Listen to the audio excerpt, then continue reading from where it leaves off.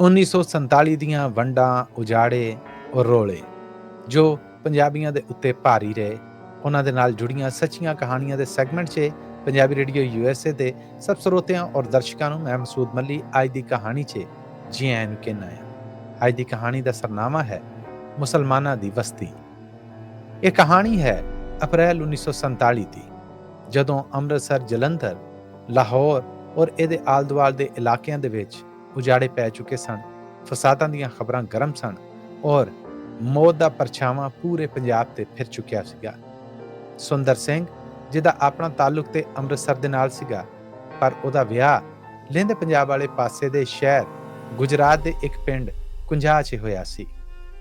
ਉਹਦੀ ਧਰਮ ਪਤਨੀ, ਜਿਹੜੀ ਬਹੁਤ ਚਿਰਾਂ ਤੋਂ ਆਪਣੇ ਭਰਾਵਾਂ ਵਾਲੀ ਜਾਂ ਆਪਣੇ ਮਾਪੇ ਘਰ ਨਹੀਂ ਸੀਗੀ ਗਈ, ਉਹ ਇਹਨਾਂ ਰੋਲਿਆਂ ਤੋਂ ਪਹਿਲਾਂ ਕਹਿਣ ਲੱਗੀ ਕਿ ਮੈਨੂੰ ਕੁਝ ਚਿਰ ਲਈ ਉੱਥੇ ਛੱਡ ਆ। ਸੁਣਿਆ ਹੈ ਕਿ 2 ਮੁਲਕ ਬਣ ਜਾਣੇ, ਪਤਾ ਨਹੀਂ ਉਸ ਤੋਂ ਬਾਅਦ ਮੈਂ ਮਿਲ ਸਕਾਂ ਜਾਂ ਨਾ। ਸੁੰਦਰ ਸਿੰਘ ਕੋਲੋਂ ਵੀ ਆਪਣੀ ਘਰ ਵਾਲੀ ਦੀ ਇਹ ਜਾਇਜ਼ ਗੱਲ ਟਾਲੀ ਨਾ ਗਈ। ਉਹਨਾਂ ਦਿਨਾਂ 'ਚ ਟ੍ਰੇਨ ਦਾ ਸਫ਼ਰ ਹੈ ਜਿਹੜਾ, ਉਹਦੇ ਤੇ ਡਰ ਤੇ ਆਉਂਦਾ ਸੀ, ਕਿਉਂਕਿ ਹਮਲਿਆਂ ਦੀਆਂ ਇਤਲਾਹਾਂ ਆਉਂਦੀਆਂ ਸਨ। ਪਰ ਜਿਸ ਤਰ੍ਹਾਂ ਤੇ ਇਸ ਤਰ੍ਹਾਂ ਵੀ ਹੈ, ਇਹ ਸੁੰਦਰ ਸਿੰਘ ਘਰ ਵਾਲੀ ਨੂੰ ਲੈ ਕੇ ਟੁਰਿਆ ਔਰ ਪਿੰਡ ਕੁੰਜਾ ਛੱਡ ਕੇ ਵਾਪਸ ਮੁੜਿਆ। ਹਫ਼ਤਾ 10 ਦਿਨ ਲੰਘੇ ਸਨ ਕਿ ਫਸਾਦ ਤੇਜ਼ ਹੋ ਪਏ। ਟ੍ਰੇਨਾਂ ਰੋਕ ਕੇ ਲੋਕਾਂ ਨੂੰ ਕਤਲ ਕਰਨ ਦੀਆਂ ਖਬਰਾਂ ਆਉਣ ਲੱਗ ਪਈਆਂ। ਪਿੰਡਾਂ ਦੇ ਪਿੰਡ ਨੇ ਜਿਹੜੇ, ਉਹਨਾਂ ਦੇ ਉੱਤੇ ਹਮਲੇ ਹੋਣ, ਲੁੱਟ-ਮਾਰ, ਅੱਗਾਂ ਲਾਉਣ ਔਰ ਇਹੋ ਜਿਹੇ ਦਿਲ ਦੁਖਾਉਣ ਵਾਲੇ ਮਾਮਲੇ ਨੇ ਜਿਹੜੇ, ਉਹਨਾਂ ਦਾ ਚਰਚਾ ਹਰ ਜ਼ੁਬਾਨ ਔਰ ਹਰ ਕੰਨ 'ਚ ਪੈਣ ਲੱਗ ਪਿਆ। ਰੋਜ਼ ਪਤਾ ਲੱਗਦਾ ਕਿ ਫਲਾਂ ਥਾਂ, ਫਲਾਂ ਪਿੰਡ ਦੇ ਵਿੱਚ ਇਦਾਂ ਹੋ ਗਿਆ। ਇਹ ਫਿਕਰਾਂ ਨੇ ਜਿਹੜੀਆਂ, ਇਹ ਸੁੰਦਰ ਸਿੰਘ ਨੂੰ ਚੱਟਣ ਡੈ ਪਈਆਂ ਔਰ ਉਹਨੂੰ ਆਪਣੀ ਧਰਮ ਪਤਨੀ ਦੀ ਫਿਕਰ ਹੋਈ। ਹਾਲਾਤ ਇੰਨੇ ਵਿਗੜ ਚੁੱਕੇ ਸਨ ਕਿ ਉਹਨਾਂ ਦੇ ਪਰਿਵਾਰ ਦੇ ਬਾਕੀ ਜਿੰਨੇ ਜੀਅ ਸਨ, ਉਹਨਾਂ ਨੇ ਆਖਿਆ ਕਿ ਕੁਛ ਨਹੀਂ, ਹਜੇ ਹਾਲਾਤ ਵਾਹਵਾ ਗਰਮ ਨੇ ਔਰ ਤੂੰ ਨਾ ਜਾ। ਜਦੋਂ ਹਾਲਾਤ ਕੁਛ ਸੁਧਰਦੇ ਨੇ ਫਿਰ ਜਾ ਕੇ ਤੇ ਘਰ ਵਾਲੀ ਨੂੰ ਲੈ ਆਵੀਂ, ਹਜੇ ਮਾਮਲੇ ਬਹੁਤ ਗਰਮ ਨੇ। ਪਰ ਸੁੰਦਰ ਸਿੰਘ, ਜਿਹੜਾ ਉਹਨਾਂ ਹਾਲਾਤਾਂ 'ਚ ਛੱਡ ਕੇ ਆਇਆ ਸੀ ਜਦੋਂ ਸ਼ਾਇਦ ਮਸਲੇ ਏਡੇ ਗੂੜੇ ਨਹੀਂ ਸਨ, ਉਹ ਇਹ ਗੱਲ ਮੰਨਣ ਨੂੰ ਤਿਆਰ ਨਹੀਂ ਸੀ। ਉਹਨੇ ਆਖਿਆ ਕਿ ਨਹੀਂ, ਮੈਂ ਗੱਡਾ ਲੈ ਕੇ ਲਾਹੌਰ ਦੇ ਰਾਹੀਂ ਗੁਜਰਾਤ ਤੱਕ ਜਾਵਾਂਗਾ ਔਰ ਘਰ ਵਾਲੀ ਨੂੰ ਲੈ ਕੇ ਵਾਪਸ ਮੁੜ ਆਵਾਂਗਾ। ਸਾਰੇ ਸਮਝਾਉਣ ਦੇ ਸਨ ਕਿ ਜਿਹੜੀਆਂ ਖਬਰਾਂ ਆਉਣ ਰਹੀਆਂ ਉਹਨਾਂ ਨੂੰ ਵੇਖੀਏ ਤੇ ਇਹ ਮਾਮਲੇ ਏਡੇ ਸਿੱਧੇ ਸਾਦੇ ਔਰ ਪੱਧਰੇ ਨਹੀਂ, ਜਿਹੜੀਆਂ ਪੱਧਰੀਆਂ ਔਰ ਸਾਫ਼ ਗੱਲਾਂ ਤੂੰ ਕਰ ਰਿਹਾ ਹੈ। ਪਰ ਸੁੰਦਰ ਸਿੰਘ ਨੇ ਕਿਸੇ ਦੀ ਨਾ ਮੰਨੀ ਔਰ ਘਰ ਵਾਲੀ ਨੂੰ ਵਾਪਸ ਅੰਮ੍ਰਿਤਸਰ ਲਿਆਉਣ ਦਾ ਫੈਸਲਾ ਕੀਤਾ। ਅਗਲੇ ਦਿਨ ਸਵੇਰੇ, ਹਜੇ ਦਿਨ ਨਹੀਂ ਸੀ ਫੁੱਟਿਆ ਕਿ ਉਹਨੇ ਗੱਡੇ 'ਚ ਢੱਗੇ ਜੋਏ ਔਰ ਸਫ਼ਰ ਸ਼ੁਰੂ ਕਰ ਦਿੱਤਾ। ਆਪਣਾ ਸਫ਼ਰ ਸ਼ੁਰੂ ਕਰਦਿਆਂ ਹੀ ਉਹ ਅੰਮ੍ਰਿਤਸਰ ਤੋਂ ਜਦੋਂ ਲਾਹੌਰ ਵੱਲ ਜਾ ਰਿਹਾ ਸੀਗਾ ਤੇ ਅੱਗੋਂ ਆਉਂਦੇ ਕਾਫਲੇ ਜਿਹੜੇ ਲੁੱਟੇ-ਪੁੱਟੇ, ਦਰਦਾਂ ਮਾਰੇ ਔਰ ਉਹਨਾਂ ਦੇ ਵਿੱਚ ਫੱਟਰ ਲੋਕ ਸਨ, ਜਿਹੜੇ ਉਹ ਦਾਸਤਾਨਾ ਔਰ ਭਿਆਨਕ ਮੰਜ਼ਰ ਵਿਖਾ ਰਹੇ ਸਨ ਜੋ ਸ਼ਾਇਦ ਲਾਹੌਰ ਤੋਂ ਅੱਗੇ ਵਾਪਰ ਰਹੇ ਸਨ। ਪਰ ਪਿੰਡੀ ਸ਼ਹਿਰ ਦੇ ਵਿੱਚ ਹੋਣ ਵਾਲੇ ਹਮਲਿਆਂ ਔਰ ਫਸਾਦਾਂ ਔਰ ਦੰਗਿਆਂ ਤੋਂ ਬਾਅਦ ਕਈ ਸੈਂਕੜਾਂ, ਕਈ ਹਜ਼ਾਰਾਂ ਸਿੱਖ ਪਰਿਵਾਰਾਂ ਨੂੰ ਆਪਣੇ ਕਾਰੋਬਾਰ, ਘਰ-ਬਾਰ ਔਰ ਸਭ ਕੁਝ ਛੱਡ ਕੇ ਚੜ੍ਹਦੇ ਪਾਸੇ ਨੂੰ ਹਿਜਰਤ ਕਰਨੀ ਪਈ। ਸੋ ਇਹਨਾਂ ਮੁਹਾਜਰਾਂ ਦੇ ਮੁੱਖ ਮਾਂਦਰੇ ਵੇਖ ਕੇ ਇੱਕ ਵਾਰ ਸੁੰਦਰ ਸਿੰਘ ਦਾ ਦਿਲ ਠਿਠਰ ਜਾਂਦਾ, ਪਰ ਫਿਰ ਉਹ ਖੁਦ ਨੂੰ ਹਿੰਮਤ ਦਿੰਦਾ ਔਰ ਕਹਿੰਦਾ ਕਿ ਨਹੀਂ, ਮੈਂ ਆਪਣੀ ਧਰਮ ਪਤਨੀ ਨੂੰ ਲੈ ਕੇ ਹੀ ਵਾਪਸ ਆਵਾਂਗਾ। ਅੰਮ੍ਰਿਤਸਰ ਤੋਂ ਲਾਹੌਰ ਕਦੋਂ ਆਇਆ, ਬਾਰਡਰ ਦੀ ਲੀਕ ਨਹੀਂ ਸੀ ਹੁੰਦੀ, ਸਿਰਫ ਨਾਂ ਦਾ ਪਤਾ ਸੀ ਕਿ ਇਹ ਲਾਹੌਰ ਸ਼ਹਿਰ ਹੈ। ਜਦੋਂ ਲਾਹੌਰ ਸ਼ਹਿਰ 'ਚ ਵੜਿਆ ਤੇ ਪਤਾ ਲੱਗਾ ਕਿ ਇਸ ਸ਼ਹਿਰ 'ਚ ਵੀ ਕਈ ਥਾਵਾਂ ਤੇ ਦੰਗੇ ਹੋਣ ਡੇ ਨੇ। ਉਹ ਦੂਰੋਂ ਉੱਠਦਾ ਧੂੰਆਂ ਜਿਹੜਾ, ਉਹ ਇੱਕ ਹਿੰਦੂ ਦਾ ਕਾਰੋਬਾਰ ਸੀਗਾ ਜਿਹਨੂੰ ਅੱਗ ਲਾ ਦਿੱਤੀ ਗਈ। ਇਸ ਪਾਸੇ ਇਹ ਜਿਹੜੇ ਗੋਦਾਮ ਸਨ, ਇਹ ਫਲਾਂ ਸਰਦਾਰ ਦੇ ਸਨ, ਸਾੜ ਦਿੱਤੇ ਗਏ। ਸੁੰਦਰ ਸਿੰਘ ਨੂੰ ਅੰਦਾਜ਼ਾ ਹੋ ਗਿਆ ਕਿ ਲਾਹੌਰ ਦੇ ਸਿੱਧੇ ਰਾਵਾਂ ਥਾਣੀ ਗੁਜਰਾਤ ਵੱਲ ਨੂੰ ਜਾਣਾ ਬਿਲਕੁਲ ਠੀਕ ਨਹੀਂ। ਇਸ ਕਰਕੇ ਡਾਂਡੇ ਮੀਂਡੇ ਹੋਣਾ ਪੈਣਾ। ਪਰ ਕੀ ਕਰਦਾ, ਰਾਹ 'ਚ 2 ਦਰਿਆ ਪੈਂਦੇ ਸਨ, ਇੱਕ ਰਾਵੀ ਔਰ ਉਸ ਤੋਂ ਬਾਅਦ ਚਨਾਹ। ਜਦੋਂ ਉਹਨੇ ਚਨਾਹ ਪਾਰ ਕਰਨਾ ਸੀ ਤੇ ਫਿਰ ਕੁਝ ਆਸਰਾ ਹੋਣਾ ਸੀਗਾ ਕਿ ਹਾਂ, ਉਹ ਗੁਜਰਾਤ ਦੇ ਨੇੜੇ ਅਪੜਿਆ ਹੈ। ਲਾਹੌਰ ਸ਼ਹਿਰ ਤੋਂ ਤੁਰਿਆ ਰਿਹਾ, ਭੁੱਜੇ ਛੋਲੇ ਔਰ ਕੁਛ ਖੁਰਾਕ ਜਿਹੜੀ ਉਹਨੇ ਉਦੋਂ ਲਈ, ਉਹਨੂੰ ਮਾੜਾ ਕਰਕੇ ਖਾਂਦਾ ਸੀ। ਰਾਹ 'ਚ ਹੋਣ ਵਾਲੇ ਜਿਹੜੇ ਦੰਗੇ ਨੇ, ਉਹਨਾਂ ਦੇ ਕਈ ਮੰਜ਼ਰ ਉਹਨੇ ਵੇਖੇ, ਪਰ ਤੁਰਿਆ ਰਿਹਾ। ਸੁੰਦਰ ਸਿੰਘ ਹਵਾ ਦੇ ਮੁਖਾਲਫ ਜਾ ਰਿਹਾ ਸੀ, ਜਦ ਕਿ ਕਾਫਲੇ ਨੇ ਜਿਹੜੇ, ਉਹ ਇਸ ਹਨੇਰੀ ਦੇ ਨਾਲ ਹੂੰਝ ਫੇਰ ਕੇ ਉਰਾਂ ਨੂੰ ਆ ਰਹੇ ਸਨ। ਇਹ ਸਾਰੇ ਮੰਜ਼ਰ ਉਹਦੀਆਂ ਅੱਖਾਂ ਦੇ ਵਿੱਚ ਕਿਰਕ ਬਣ ਕੇ ਪੈ ਰਹੇ ਸਨ, ਪਰ ਉਹ ਤੁਰਿਆ ਰਿਹਾ। ਰਾਵੀ ਪਾਰ ਕੀਤੀ, ਰਾਵੀ ਤੋਂ ਬਾਅਦ ਮੁਰੀਦ ਕੇ ਔਰ ਇੱਥੋਂ ਅੱਗੇ ਟੁਰਦਿਆਂ ਕਿਲਾ ਸਤਾਰ ਸ਼ਾਹ, ਕਾਲਾ ਸ਼ਾਹ ਕਾਕੂ ਔਰ ਫਿਰ ਕਿਤੇ ਆਸ ਬਣੀ ਗੁਜਰਾਂਵਾਲੇ ਸ਼ਹਿਰ ਦੀ। ਗੁਜਰਾਂਵਾਲੇ ਸ਼ਹਿਰ 'ਚ ਅਪੜਿਆ ਤਾਂ ਪਤਾ ਲੱਗਾ ਕਿ ਇੱਥੇ ਵੀ ਫਸਾਦ ਜ਼ੋਰਾਂ 'ਤੇ ਨੇ। ਕਿਤੇ ਠਿਠਰਿਆ ਰਿਹਾ, ਕਿਸੇ ਮੈਦਾਨੇ ਪਹੁੰਚਿਆ ਰਿਹਾ। ਉਸ ਤੋਂ ਬਾਅਦ ਰਾਤ ਦਾ ਇੰਤਜ਼ਾਰ ਕੀਤਾ। ਰਾਤ ਤੇ ਪੈ ਗਈ, ਪਰ ਦਿਲ ਕੰਬਦਾ ਰਿਹਾ ਕਿ ਅੰਮ੍ਰਿਤਸਰ ਤੋਂ, ਲਾਹੌਰ ਤੋਂ ਹੁੰਦਾ ਹੋਇਆ ਗੁਜਰਾਂਵਾਲੇ ਤੱਕ ਤੇ ਅਪੜ ਗਿਆ, ਪਤਾ ਨਹੀਂ ਗੁਜਰਾਤ ਤੱਕ ਅਪੜੇ ਕਿ ਨਾ ਅਪੜੇ। ਰਾਤ ਨੂੰ ਕਦੇ ਸੱਜੇ ਲੰਮਾ ਪੈਂਦਾ, ਕਦੇ ਖੱਬੇ, ਪਰ ਆਪਣੇ ਆਪ ਨੂੰ ਹੌਸਲਾ ਦਿੰਦਾ ਕਿ ਕੋਈ ਨਾ, ਜੇ ਇੱਥੇ ਤੱਕ ਆ ਗਿਆ ਤੇ ਉੱਪਰ ਵਾਲਾ ਅੱਗੇ ਵੀ ਅਪੜਾ ਦੇਗਾ। ਦਿਨ ਦੀ ਲਾਲੀ ਫੁੱਟਣ ਤੋਂ ਪਹਿਲਾਂ, ਫੇਰ ਚਿੜੀਆਂ ਦੇ ਚਹਿਚ ਹੋਣ ਤੋਂ ਫੇਰ ਪਹਿਲਾਂ ਉਹਨੇ ਆਪਣਾ ਸਫ਼ਰ ਸ਼ੁਰੂ ਕਰ ਦਿੱਤਾ। ਹੁਣ ਉਹ ਤੁਰਿਆ ਰਿਹਾ। ਗੁਜਰਾਂਵਾਲਾ ਮੁੱਕਾ, ਵਜ਼ੀਰਾਬਾਦ ਆਇਆ। ਵਜ਼ੀਰਾਬਾਦ ਮੁੱਕਾ ਤੇ ਫਿਰ ਉਹਨੂੰ ਆਸ ਲੱਗੀ ਕਿ ਹੁਣ ਕੁਛ ਮੀਲਾਂ ਤੋਂ ਬਾਅਦ ਚਨਾਹ ਦਰਿਆ ਆ ਜਾਣਾ। ਉਹ ਚਨਾਹ ਦਰਿਆ ਵੀ ਪਾਰ ਕਰਨ ਡਿਆ ਸੀਗਾ। ਢੱਗਿਆਂ ਨੂੰ ਪਾਣੀ ਪੂਣੀ ਪਿਆਇਆ ਔਰ ਉਸ ਤੋਂ ਬਾਅਦ ਉਹ ਚਨਾਹ ਦਰਿਆ ਪਾਰ ਕਰਨ 'ਚ ਕਾਮਯਾਬ ਰਿਹਾ। ਪਰ ਜਿਵੇਂ ਹੀ ਦਰਿਆ ਦੇ ਦੂਜੇ ਕੰਢੇ ਗਿਆ, ਉਹਨੂੰ ਪਤਾ ਲੱਗਾ ਕਿ ਅਗਲੇ ਪਾਸੇ ਤੇ ਅੱਗਾਂ ਲੱਗੀਆਂ, ਲੁੱਟ ਮਾਰ ਆ ਜਿਹੜੀ ਉਹ ਪੈ ਰਹੀ ਹੈ ਔਰ ਕਾਫਲੇ ਨੇ ਜਿਹੜੇ ਉਹ ਲੁੱਟੇ ਪੁੱਟੇ ਜਾ ਰਹੇ ਨੇ। ਜੀਂਦਿਆਂ ਜਾਨ ਬਚਾ ਕੇ ਇੱਥੇ ਤੱਕ ਆਉਣਾ ਜਿਹੜਾ ਉਹ ਵੀ ਬਹੁਤ ਔਖਾ ਹੋਇਆ ਪਿਆ।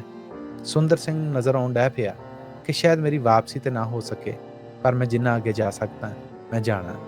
ਡਰ, ਖੌਫ ਔਰ ਸਹਿਮ ਦੇ ਵਿੱਚ ਉਹ ਅੱਗੇ ਟੁਰਿਆ ਰਿਹਾ। ਢੱਗੇ ਵੀ ਟੁਰੇ ਰਹੇ। ਇਹ ਬੇਜ਼ੁਬਾਨ ਉਹਦੀਆਂ ਲਗਾਮਾਂ ਦੇ ਇਸ਼ਾਰਿਆਂ ਦੇ ਉੱਤੇ ਮੁੜਦੇ ਰਹੇ। ਗੁਜਰਾਤ ਸ਼ਹਿਰ ਆਇਆ।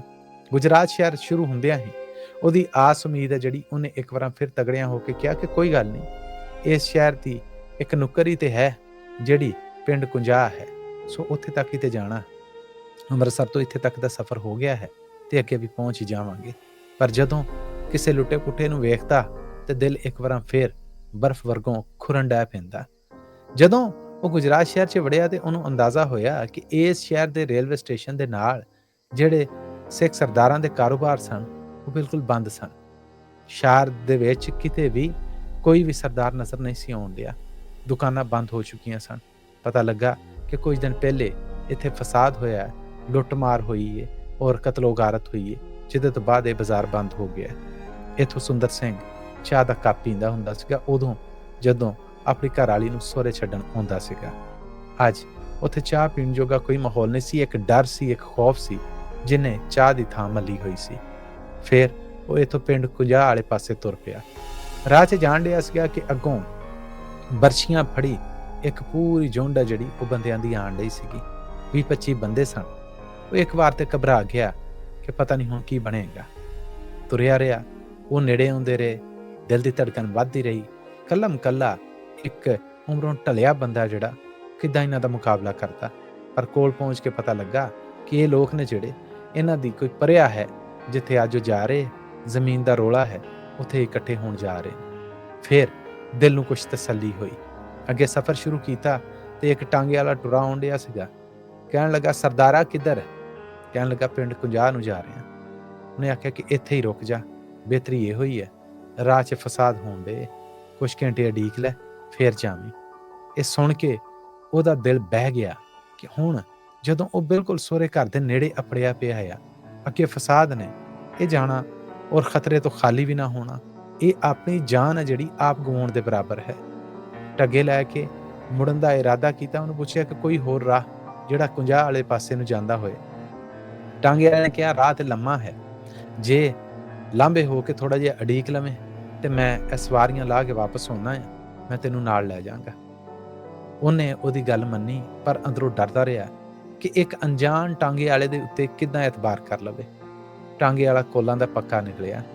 ਕੁਝ ਘੰਟਿਆਂ ਬਾਅਦ ਉਹ ਵਾਪਸ ਆਇਆ ਤੇ ਵੇਖਿਆ ਕਿ ਸੁੰਦਰ ਸਿੰਘ ਦੂਰ ਪੈਲੀਆਂ ਦੇ ਵਿੱਚ ਆਪਣੇ ਢੱਗੇ ਬੰਨ੍ਹ ਕੇ ਛਾਵੇਂ ਤੇ ਆਪ ਗੱਡੇ ਦੇ ਥੱਲੇ ਲੰਮਾ ਪਿਆ ਤਾਂ ਜੇ ਕਿਸੇ ਦੀਆਂ ਨਜ਼ਰਾਂ 'ਚ ਨਾ ਆਵੇ। ਟਾਂਗੇ ਵਾਲੇ ਨੇ ਢੱਗੇ ਵੇਖੇ ਤੇ ਸੁੰਦਰ ਸਿੰਘ ਨੂੰ ਆਵਾਜ਼ ਦਿੱਤੀ। ਸੁੰਦਰ ਸਿੰਘ ਉਹਦੀ ਆਵਾਜ਼ ਪਛਾਣ ਕੇ ਦਵਾ ਦਵ ਨਿਕਲਿਆ। ਹੁਣ ਟਾਂਗੇ ਵਾਲਾ ਅੱਗੇ ਅੱਗੇ ਸੀਗਾ ਤੇ ਗੱਡਾ ਪਿੱਛੇ ਪਿੱਛੇ। ਟਾਂਗੇ ਦੀ ਰਫ਼ਤਾਰ ਨੂੰ ਹੋਰੀ ਰੱਖ ਕੇ ਉਹ ਕੁੰਜਾ ਪਿੰਡ ਵੱਲ ਜਾਣ ਡੇ ਸਨ। ਕੁੰਜਾ ਪਿੰਡ ਵੱਲ ਜਾਂਦਿਆਂ ਹੋਇਆਂ ਹੁਣ ਦਿਨ ਢਲਣ ਡਿਆ ਸੀਗਾ ਔਰ ਖੌਫ ਦੇ ਪਹਿਰੇ ਔਰ ਪਰ ਖਿਲਰ ਰਹੇ ਸਨ। ਸੁੰਦਰ ਸਿੰਘ ਘਬਰਾਇਆ ਹੋਇਆ ਅੱਗੇ ਤੁਰ ਰਿਹਾ ਸੀਗਾ। ਭੁੱਖਣ ਪਾਣਾ, ਖੁਰਾਕ ਮੁੱਕ ਚੁੱਕੀ ਸੀ। ਇਹ ਸਫ਼ਰ ਜਿਹੜਾ ਅੰਮ੍ਰਿਤਸਰ ਤੋਂ ਕੁੰਜਾ ਪਿੰਡ ਤੱਕ ਦਾ ਸੀਗਾ, ਇਹ ਘੰਟਿਆਂ ਦਾ ਨਹੀਂ, ਕਈ ਦਿਨਾਂ ਦਾ ਸਨ। ਇਹ ਤੀਜਾ ਦਿਨ ਸੀਗਾ ਜਦੋਂ ਉਹਦੀ ਆਸ ਨੇੜੇ ਸੀ, ਪਰ ਖਤਰਾ ਹੈ ਜਿਹੜਾ ਉਹ ਵੀ ਭਿਆਨਕ ਸ਼ਕਲ ਬਣਾ ਕੇ ਉਹਨੂੰ ਉਡੀਕਣ ਡਿਆ ਸੀ।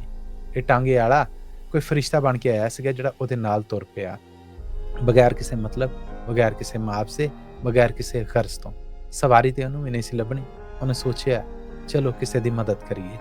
ਜਿਵੇਂ ਹੀ ਉਹ ਕੱਚੀ ਪੁਲੀ ਵਾਲੀ ਨਹਿਰ ਪਾਰ ਕਰ ਰਹੇ ਸਨ, ਅੱਗੇ ਵਾੜਾਂ ਦੇ ਵਿੱਚ ਲੁਕੇ ਹੋਏ ਕੁਛ ਲੋਕ ਬਰਛੀਆਂ, ਬਰਛੇ, ਤਲਵਾਰਾਂ ਲੈ ਕੇ ਸਾਹਮਣੇ ਆ ਗਏ। ਜਦੋਂ ਉਹਨਾਂ ਨੇ ਸਰਦਾਰ ਨੂੰ ਘੇਰਿਆ, ਕਹਿਣ ਲੱਗੇ ਕਿ ਦੱਸ ਉਹ ਕੌਣ ਹੈ ਤੂੰ। ਹਜੇ ਆਵਾਜ਼ ਹਲਕ 'ਚ ਫਸੀ ਸੀਗੀ ਕਿ ਟਾਂਗੇ ਵਾਲਾ ਬੋਲਿਆ ਕਿ ਸ਼ਰਮ ਕਰੋ, ਇਹ ਆਪਣੇ ਪਿੰਡ ਕੁੰਜਾ ਦੇ ਫਲਾਂ ਦਾ ਪ੍ਰਾਹੁਣਾ ਹੈ। ਇੰਨੀ ਗੱਲ ਸੁਣੀ ਤੇ ਉਹਨਾਂ ਨੇ ਜਿਹੜੀਆਂ ਬਰਛੀਆਂ ਤਾਣੀਆਂ ਸੀਗੀਆਂ ਉਹ ਥੱਲੇ ਕਰ ਲਈਆਂ। ਟਾਂਗੇ ਵਾਲੇ ਨੂੰ ਕਹਿਣ ਲੱਗੇ ਟੈਮੋ ਟਾਈਮ ਲੈ ਕੇ ਤੇ ਇਹਨੂੰ ਉੱਥੇ ਪਹੁੰਚਣ ਵਾਲੀ ਗੱਲ ਕਰ। ਰਾਹ 'ਚ ਸਾਡੇ ਵਰਗਿਆਂ ਦੇ ਹੱਥੇ ਚੜ ਗਿਆ ਤੇ ਫਿਰ ਇਹ ਰਹਿਣਾ ਹੀ ਨਹੀਂਗਾ। ਉਹਨੇ ਇੱਕ ਵਾਰ ਫਿਰ ਦਿਲ ਦੇ ਵਿੱਚ ਵਾਹਿਗੁਰੂ ਵਾਹਿਗੁਰੂ ਕਿਹਾ। ਉਹ ਟਾਂਗੇ ਵਾਲੇ ਦੇ ਪਿੱਛੇ ਪਿੱਛੇ ਤੁਰਨ ਡਿਆ ਪਿਆ। ਹੁਣ ਟਾਂਗੇ ਵਾਲਾ ਵੀ ਚੁੱਪ ਸੀ, ਪਰ ਸੁੰਦਰ ਸਿੰਘ ਵੀ। ਦੂਰ ਪਿੰਡ ਕੰਜਾ ਦੇ ਵਿੱਚ ਕੇਸਰੀ ਝੰਡਾ ਝੂਲਦਾ ਨਜ਼ਰ ਆਇਆ। ਪਤਾ ਲੱਗਾ ਕਿ ਉਹਨਾਂ ਦੇ ਸਹੁਰਿਆਂ ਦੇ ਪਿੰਡ ਦਾ ਗੁਰੂ ਘਰ ਹੈ। ਹੁਣ ਸੁੰਦਰ ਸਿੰਘ ਕਹਿੰਦਾ ਸੀਗਾ ਕਿ ਇਹ ਪਿੰਡ ਹੈ ਜਿਹੜਾ, ਇਹ ਬਸ ਚੁਟਕੀ ਵਜਾਇਆ ਮੁੱਕ ਜਾਏ। ਔਰ ਬਿਲ ਆਖਰ ਦਿਨ ਢਲਣ ਤੋਂ ਪਹਿਲਾਂ ਪਹਿਲਾਂ ਉਹ ਇਸ ਪਿੰਡ 'ਚ ਚਲੇ ਗਏ। ਜਦੋਂ ਉਸ ਪਿੰਡ 'ਚ ਗਏ ਤੇ ਉਸ ਪਿੰਡ ਦੇ ਰਾਹ ਦੇ ਵਿੱਚ ਕੁਛ ਮੁਸਲਮਾਨ ਘੜੇ ਲੈ ਕੇ ਬੈਠੇ ਸਨ ਔਰ ਉਹਨਾਂ 'ਚ ਪਾਣੀ ਸੀਗਾ। ਉਹਨਾਂ 'ਚੋਂ ਇੱਕ ਸਾਹਮਣੇ ਆਇਆ, ਆ ਕੇ ਟਾਂਗਾ ਵੀ ਡੱਕ ਲਿਆ ਔਰ ਗੱਡਾ ਵੀ। ਹੁਣ ਥੋੜੀ ਜਿਹੀ ਤਸੱਲੀ ਤੇ ਹੈ ਸੀ ਸੁੰਦਰ ਸਿੰਘ ਨੂੰ, ਪਰ ਉਹ ਘਬਰਾਇਆ ਕਿ ਇੱਦਾਂ ਡੱਕਣ ਦਾ ਕੋਈ ਤੁਕ ਨਹੀਂ ਬਣਦਾ।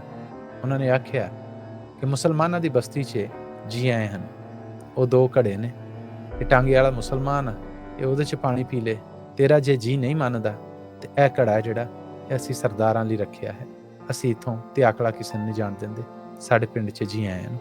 ਇਹ ਸੁਣ ਕੇ ਸੁੰਦਰ ਸਿੰਘ ਦੀਆਂ ਅੱਖਾਂ ਭਿੱਜ ਗਈਆਂ ਕਿ ਇਹ ਬਸਤੀ ਕਿਹੋ ਜਿਹੇ ਮੁਸਲਮਾਨਾਂ ਦੀ ਹੈ, ਜਿਹੜੇ ਨਾ ਤਾਂ ਲੁੱਟਣ ਡੇ ਨੇ ਨਾ ਮਾਰਨ ਡੇ ਨੇ, ਸਗੋਂ ਕਹਿਣ ਡੇ ਨੇ ਕਿ ਪਾਣੀ ਪੀਤਿਆਂ ਬਗੈਰ ਅਸੀਂ ਤੁਹਾਨੂੰ ਨਹੀਂ ਜਾਣ ਦੇਣਾ।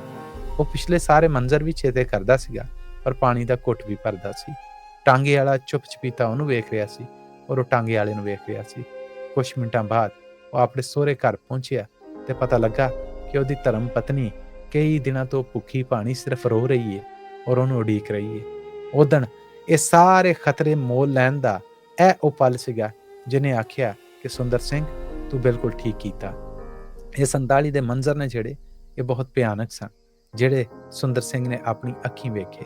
ਪਰ ਜਦੋਂ ਉਹਦੀ ਪਤਨੀ ਅੱਖਾਂ ਪੂੰਝਣ ਡਈ ਸੀਗੀ ਤੇ ਉਹਨੂੰ ਤਸੱਲੀ ਹੋਈ ਕਿ ਉਹਦਾ ਫੈਸਲਾ ਜਿਹੜਾ ਉਹ ਸਿਰਫ ਠੀਕ ਨਹੀਂ ਸੀ, ਬਣਦਾ ਹੀ ਇਹ ਸੀਗਾ ਜੋ ਉਹਨੇ ਕੀਤਾ। ਸੋ 47 ਦੇ ਇਹ ਭਿਆਨਕ ਰੰਗ ਰੂਪ ਨੇ ਜਿਹੜੇ ਪਤਾ ਨਹੀਂ ਕਿੰਨੇ ਪਰਿਵਾਰਾਂ ਦੇ ਉੱਤੇ ਕੀ ਕਹਿਰ ਬਣ ਕੇ ਡੁੱਲੇ।